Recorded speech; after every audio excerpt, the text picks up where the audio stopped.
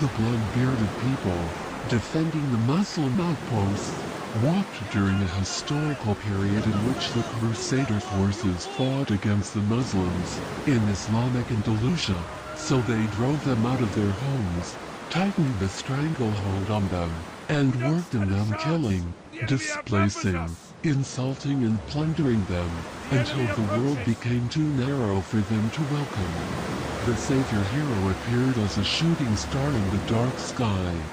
He extended a helping hand to those who refused all help, and provided assistance when the help was attributed to the people in need of it.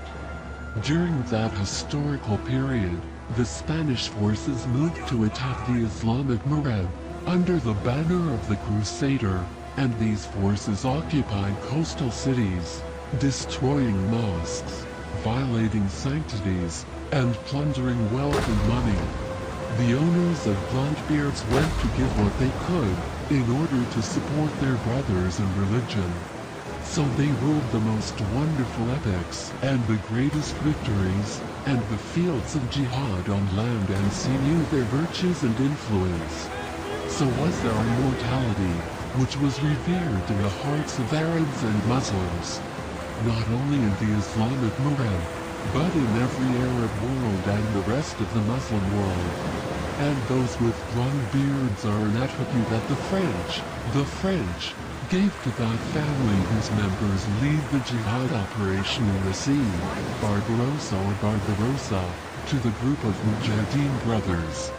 These brothers grew up on the island of Madeli, from the sea of the archipelago, to a Turkish father named Yaqub bin Yusuf, who was married to an Andalusian woman, and she bore him 4 sons, Ishaq, Aro, Khazraf, and Muhammad Elias. The father was keen to raise his children in a solid Islamic way. The eldest son chose the path of knowledge and proceeded with his Islamic studies, while the rest of the brothers went to jihad, and chose the sea as their field. Aaron was the one who opened the way to his brothers, as he rode the sea and was only slightly over 10 years old. After a short period of time, he was able to prepare his own boat. He commanded it himself, but he did not go far away until the enemies captured him in the seas of the east, so he worked in oars and was shackled in his leg for 2 years. But he managed to escape, as he threw himself into the sea while he was near the coast of Egypt, and from there he sailed back to his island of Medley, where his father and brothers were. However, he nearly fell captive again, and he was near the Turkish coasts of Karaman, so he was honored by Korkut, son of Sultan Bayezid, who was in charge of the Emirate of Karaman, and he saw in him a prominent soldier and a brave fighter.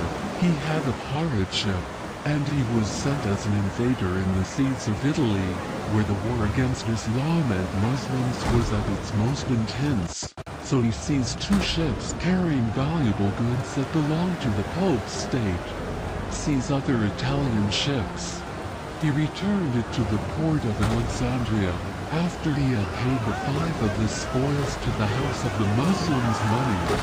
Then he rowed back to the sea at the head of his small fleet, after joining him with the ships he had seized.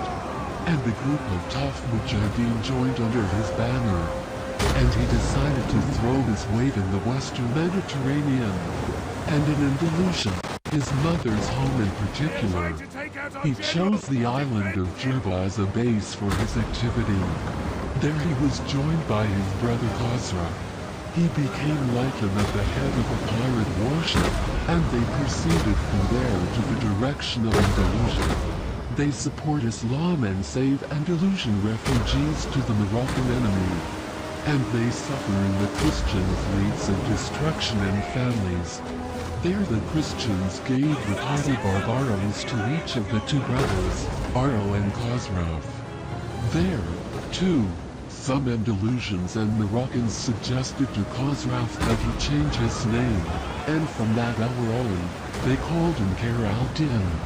The Bawahis used to rule Tunisia, Tripoli and the Algerian East, and in the year 1510 AD, Sultan Hafsid Abu Abdullah Muhammad decided to seek the help of these two heroes to protect the religion and the state from the Christian raids and their naval attacks, and to make what they paid from 1/5 of the spoils a resource to support the treasury of the state that was not prosperous, so they cut them off from the port of Galat, and they used it as a base to fight against Islam. The two brothers, Uro and Khayr al-Din, left their new base with a force of 3 small ships, and when Ogla at sea collided with a large warship, 300 Spanish soldiers were transporting from Naples to Barcelona. The Naples ship was more powerful in size and artillery fire than the group of 3 ships. In spite of this, the brothers, Uro and Khayr al-Din, decided to attack it in retaliation for the crimes committed by the Spaniards against Muslims. And the 3 small ships rushed in an attempt to capture the ship, but these were able to benefit from their huge firepower. The attempts of the Islamic ships were thwarted 7 times in a row, and in the 8th attack, after Uro was severely wounded, Khayr al-Din managed to reach the enemy ship, threw himself over it, and the Mujahideen quickly joined him, and they were able to seize the ship after a violent and cruel battle, and they captured everyone in it, and took it to the Galat anchorage while carrying its banner. In recognition of the beauty of Sultan Abu Abdullah Muhammad, the brothers Uro and Khayr al-Din brought to him in a luxury beyond description the luxurious gifts, which they gained in addition to the legal fief. The gifts included a number of senior and female prisoners. The Sultan's admiration and appreciation for what intensified. Khayr al-Din went on to practice his activities. Even if his brother Uro was cured of his wounds, he joined him and set out to work together in the year 1512 AD. That was the beginning.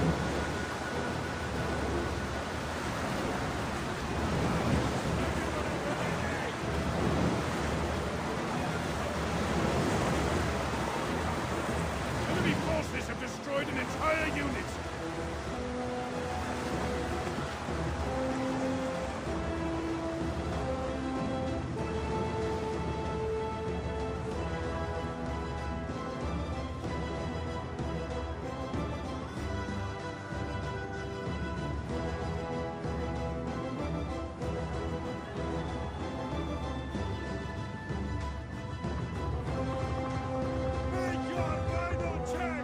The enemy has killed our general. The men lose heart. I hope it hurts you,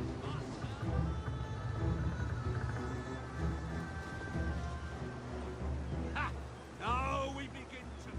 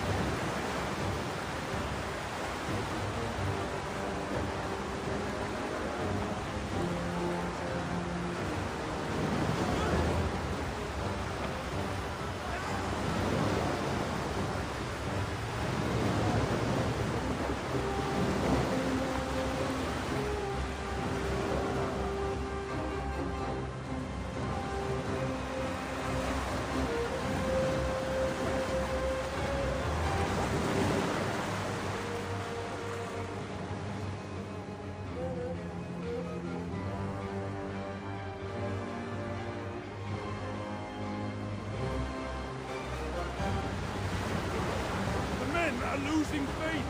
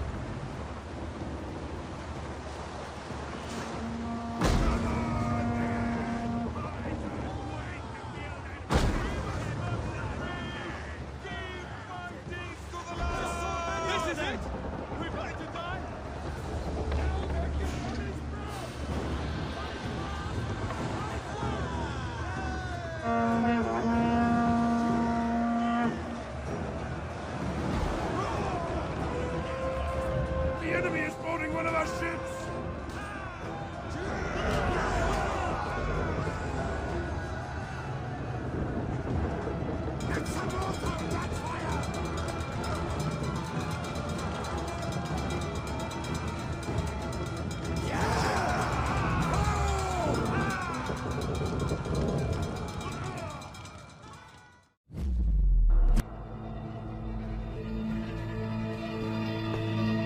Oh